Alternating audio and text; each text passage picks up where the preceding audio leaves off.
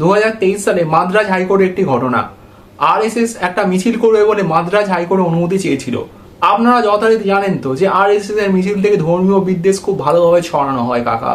কিন্তু জানেন আরএসএস যাতে সেই মিছিল সুষ্ঠুভাবে করতে পারে তার জন্য মামলা লড়েছিল আজকের তৃণমূলের আইনজীবী মেনকা গুরুস্বামী। হ্যাঁ কাকা, তোমরা ঠিকই শুনছো।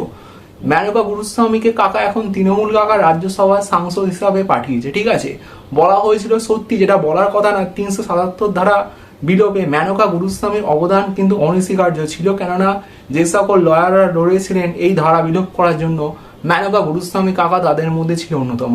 কিন্তু এই মেনকা গুরুস্বামী প্রকৃতপক্ষে আরএসএস এর লোক। কেন বলছি, তার পিছনে কাকা কিন্তু যথেষ্ট কাকা যুক্তি আছে। সম্প্রতি কাকা পার্লামেন্টে ট্রান্স বিল পাস হয়ে গেছে, মানে প্রান্তিক মানুষজন এমনকি সমকামী ছেলেদের রক্ত দেওয়া যাবে না, তার সত্ত্বে তাদের যাবতীয় মানে তাদেরকে একদম নাগরিক বলেই কাকা মারা হচ্ছে না। সম্প্রতি এসআইআর এ কিন্তু প্রচুর প্রান্তিক ট্রান্সজেন্ডার মানুষের কাকা নাম বাদ গেছে, সেই ব্যাপারে কিন্তু কাকা মেনকা গুরুস্বামী কোনো কথা বলেনি। কথা না বলা ফুল কারণ হচ্ছে কাকা আরএসএস এজেন্ডা। এমনকি কাকা তোমরা কি এটা কি জানো, মেনকা গুরুস্বামীর পিতা মোহর গুরুস্বামী বিজেপি স্ট্র্যাটেজিস্ট ছিল এবং আরএসএস এর সঙ্গে প্রত্যক্ষভাবে কাকা কাজ করে গেছে। এলজিবিটি নিয়ে কাকা আরএসএস কি ধারণা পোষণ করে কাকা, সেটা আমার নতুন করে বলার অপেক্ষা রাখে না।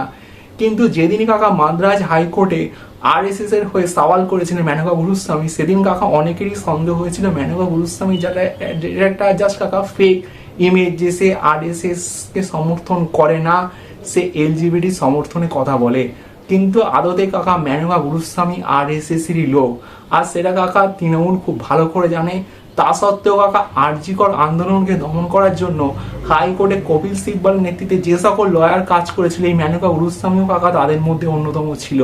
তো কাকা তৃণমূলকে যথেষ্ট সাপোর্ট করার জন্য এবং আরএসএস এর সঙ্গে সুসম্পর্ক বজায় রাখার জন্যই কিন্তু কাকা মেনকা গুরুস্বামীকে পার্লামেন্টে পাঠানো হয়েছে। এর পিছনে কিন্তু আর কোনো কেস নেই কাকা। এই বলে কাকা আজকে ভিডিওটা শেষ করছি।